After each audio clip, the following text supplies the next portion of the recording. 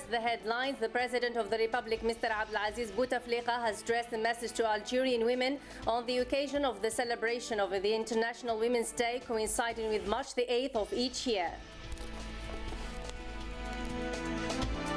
The Minister of Higher Education and Scientific Research, Mohamed Mibarki, has highlighted the need to build an open, creative and competitive Algerian university. And Yemeni security officials said the country's defense minister has fled the Houthi-held capital Sana'a to join President Abderrabbu Mansour Hadi in the city of Aden.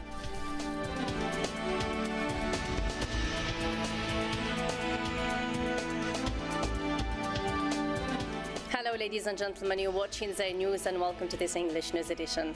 First, in our top stories, the President of the Republic, Mr. Abdelaziz Bouteflika, has addressed a message to Algerian women on the occasion of the celebration of International Women's Day, whereby the government called for the setting up of a committee to review family-related divorce and divorce law matters.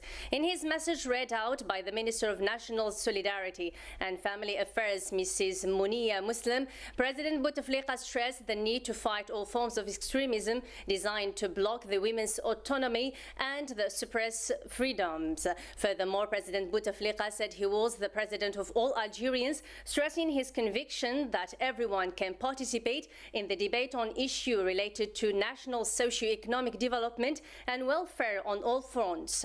President Bouteflika also emphasized the imperious necessity for all citizens to continue to resist any malevolent attempts aimed at destabilizing Algeria, stressing that this is the responsibility of the state and the country's political forces as a whole.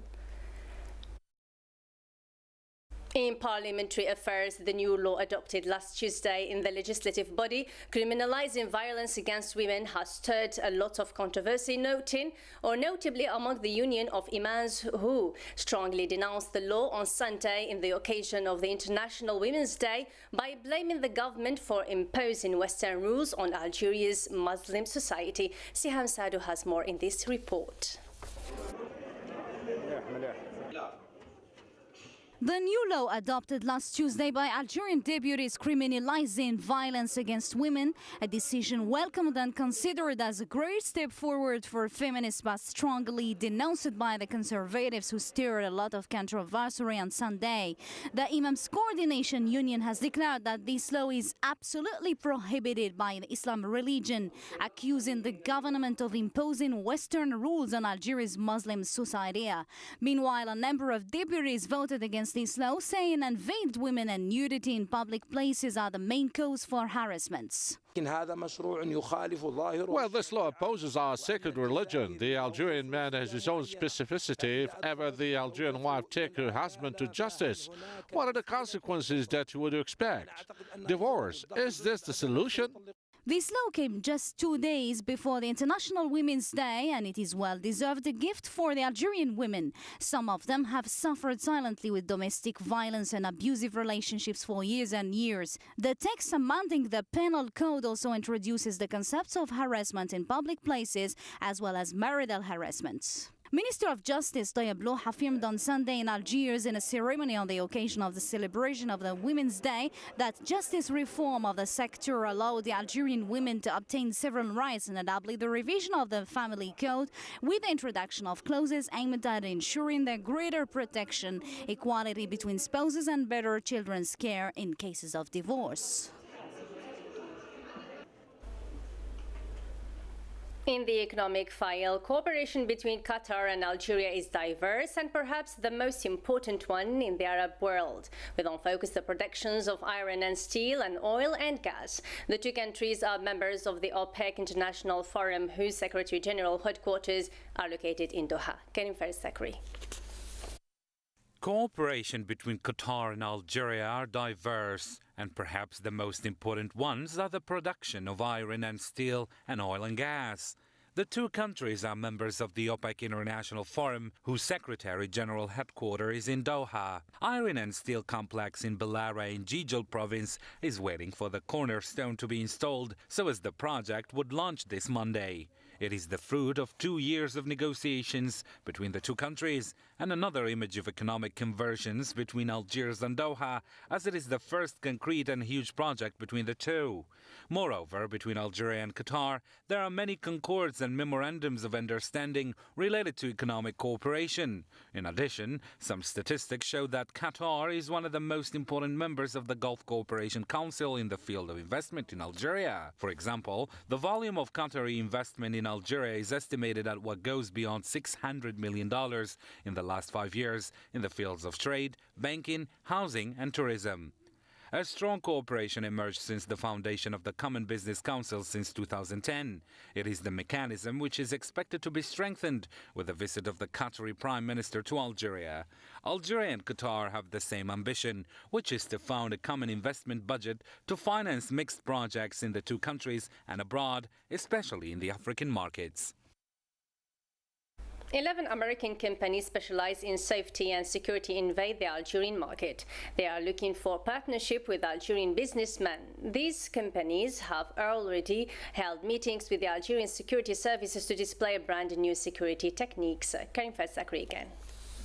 11 American companies specialized in safety and security invade the Algerian market.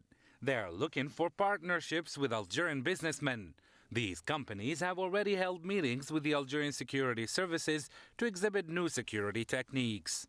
Nous avons une délégation de 11 sociétés américaines qui représentent We have a delegation of 11 American companies which represent cutting-edge technologies in this domain. We have very close collaboration with the Algerian government in security field. I think that the American know-how can help a lot. Je crois que the head of FCE Forum is seeking new ways to make partnership bridges between the Algerian and the American companies as a substitute to the dependency on the European partnerships. كان في وفد من الولايات المتحدة متخصص في كل ما هو There was a delegation from the United States specialized in security and safety. The FCE Forum organized a meeting with this delegation to give them certain opportunities and present them to the members of the FCE, as well as to show them the interest of Algeria to go in partnerships with the American companies. Pour leur présenter aussi des membres du FCE. Diversifying trade exchanges and getting in touch with the pioneers of world trade and economy would open a wider horizon for Algerian companies to have international specifications and standards, as well as provide better space to spread worldwide.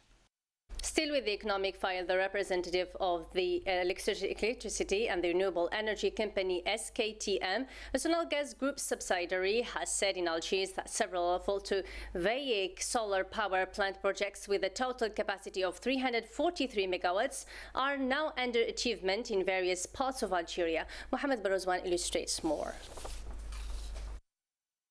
These projects are being carried out especially in the provinces of the high plateaus and the country south, SKTM's engineering project manager said during a meeting about renewable energies organized recently in Algiers by the Chamber of Commerce and Industry. The power production capacity will thus be enhanced to 90 megawatts from renewable energy sources in the provinces of Sétif, Bojbarij, Batna, Mila and Soukarasi in the eastern part of Algeria. The provinces of Saida, Naama, Al-Bayt and Sidi Bel Abbas, for their part, will benefit from 4 brand-new power plants with a total capacity of 85 megawatts. An additional 90 megawatt capacity will profit to the provinces of Msila, Jalfa, Laghwat and Wargla through such power plants, the official added. 7 solar power plants totaling a 53 megawatt capacity are underway to cover the towns of Insalah, Adrar and Timimoun in Algeria's deep south. Other photovoltaic solar power plants are also scheduled to be built shortly in the southern provinces of Tindouf, Janat and Tamanrasset. After planning a departure to Insalah region in solidarity with the protesters, the New Generation Party leader Soufiane Jilali arrived on Sunday in the region and was received by the residents who expressed their clear opinion about the vexed issue, requesting from the political party to stay away from any political ideological approach that can complicate more and more the situation in the region. Meanwhile, scores of disgruntled protesters started a new anti-shale gas march early this morning. Siam Sado again. In Salah, southern Algeria, residents received on Sunday a delegation from the opposition coordinating movement for democratic transition. In fact, the new generation leader party, Sofiane Jilali, who has scheduled a departure to the troubled area, has fixed a crucial appointment with the demonstrators in Ain Salah, saying that he came to the region to extend his support for the anti-shale gas protesters there. Meanwhile, scores of angry protesters started a new march early this morning as part of the embedded anti-shale gas movement. The New Generation Party leader declared before his departure that he had received a letter from the residents in order to get support for their situation, while the demonstrators replied that all the guests are welcomed to Ain Salah region, notably political parties excluding their political stances, affirming that they wouldn't need any ideological or political pragmatists. Well, we'll greet all the visitors who come to support us in our demonstrations as citizens and not as representatives of political parties who will seek to exploit our situation to further their political goals. Opposition parties are taking their battle with the government to another phase after the negotiations failed with the government. They decided to join the protesters. However, they have affirmed in Algiers that joining the Ain Salah demonstrators doesn't serve any political or partisan goals, but will rather get their message across via the national and international press. This statement is perceived by some as strange, saying that if it isn't a political movement, then what it is? And if the latter use their political ideology on this vexed issue, how would the local residents react then?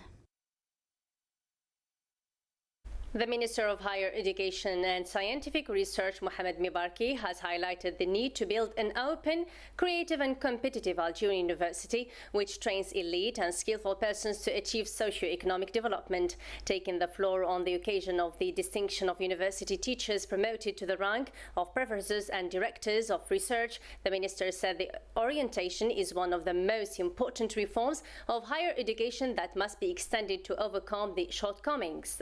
The improvement of the quality of trainings and the promotion of research is not limited only to institutions and of higher education and scientific research, but also relates to various business sectors. Mr. Mibarki stressed, adding that we must establish successful partnerships and good relations between the university and the company to achieve this goal.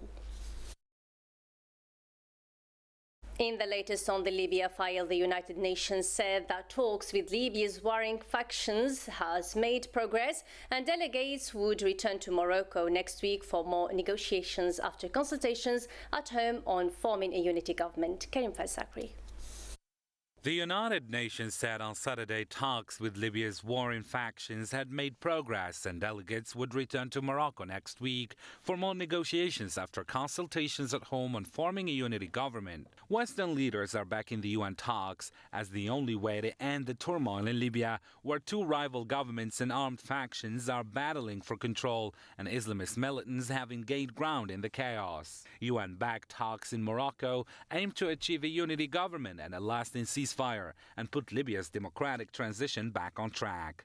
But both factions face internal divisions over the negotiations on fighting continues. Delegates will return to Morocco for more talks on Wednesday after discussing proposals with their supporters in Libya, the United Nations missions to Libya said in a statement. Representatives from the two sides met in Morocco together for the first time. In previous rounds of talks, they have met with UN delegates separately. There was a meeting between the two parties which was symbolic. It was not part of the talks, but symbols count. It was important. United Nations envoy Bernardino Leon said after the meetings. Sharif Al-Waf, an independent delegate taking part in the talks, said both sides would discuss a proposed list of possible leaders to head up a unity government. The internationally recognized government of Prime Minister Abdullah Athni has operated out of eastern Libya since a rival armed faction called Libya Dawn took over Tripoli in fighting last summer and set up its own administration. Still with regional news, and in Mali, at least 3 people, including a UN peacekeeper, have been killed in an attack in the northern town of Kidal, according to a witness and a security source. Dozens of rockets and shells were fired towards a US base just outside the desert town early on Sunday, and at least one of them fell on the Dzair camp. The attack in Kidal came just a day after an attack on a restaurant in the capital Bamako killed 5 people, including a French citizen and a Belgian security officer with the EU delegation in Mali. 2 international experts with the United Nations Mine Action Service were among the 9 people wounded in the Bamako attack. The Boko Haram, the Nigeria-based terrorist group, has pledged allegiance to ISIS, according to an audio message purported to be from Boko Haram's spring leader Abubakar Shika. Shakib Lawishi. According to a video posted online on Saturday, Nigeria's rebel group Boko Haram has pledged allegiance to Islamic State, which rules a self-declared caliphate in parts of Iraq and Syria. Boko Haram has been waging a 6-year military campaign to carve out an Islamic State in northern Nigeria. On Saturday, 3 bomb blasts killed more than 50 people and wounded scores of others in the northern city of Maiduguri. In the worst attacks there since Boko Haram fighters tried to seize the city in 2 major assaults earlier this year. The suicide blast occurred over 4 hours in location from a busy fish market to a crowded bus station. In the deadliest blast, 18 people died when a suicide bomber blew himself in a tricycle taxi at the entrance to the bustling Baga fish market. A 5th explosion from a car bomb at a military checkpoint 75 kilometers outside Maiduguri wounded a soldier and 2 members of a civilian. Yemeni security officials said the country's defense minister has fled the capital Sana'a to join President Abderrabbu Mansour Hadi in Aden. The officials said Major General Mahmoud al-Suhaibi arrived in the southern port city of Aden at dawn Sunday. They said the Shiite Houthi rebels who control the capital stormed Mr. Suhaibi's house but found only several guards there. Mr. Mansour Hadi and his cabinet resigned after rebels took control of the presidential palace, but Mr. Suhaibi accepted to stay in Sana'a as acting defense minister under the threats from the Houthis. Mr. Mansour Hadi fled to Aden last month, where he withdrew with his resignation and declared himself the country's legitimate leader. Each year, International Women's Day is celebrated on March the 8th. Thousands of events occur to mark the economic, political, and even social achievements of women. But things haven't always been like that. Let's have a look back in the history and see some examples of pioneer women who paved the way for such events in this report illustrated by Karim Fazzakri. International Women's Day is celebrated in many countries around the world. It is a day when women are recognized for their achievements without regard to divisions, whether national, ethnic, linguistic, cultural, economic, or political. It is an occasion for looking back on past struggles and accomplishments, and more importantly, for looking ahead to the untapped potential and opportunities that await future generations of women. Today, there are many do-it-all successful female career women and entrepreneurs in developing countries in Africa, Asia, Latin America, Eastern Europe, and the Middle East, thanks to whom many things changed positively for us. In 1840, our morning coffee would look a little different. We would have to drink gritty coffee, but luckily Melita Benz invented the coffee filter in 1908. Before, we had to take cold showers, yet fortunately, Ada Forbes invented the water heater in 1917. Children would have to go to school without their snack of choice, but in 1937, Ruth Wakefield invented the chocolate chip cookie. If it weren't to women again, we would have to drive through storm with poor visibility, but fortunately, Mary Anderson invented windshield wipers in 1903. Before, we used to worry about the safety of our family. Yet again, Stephanie Kwolek invented Kevlar protective gear in 1966. Such incredible achievements, by brilliant working women.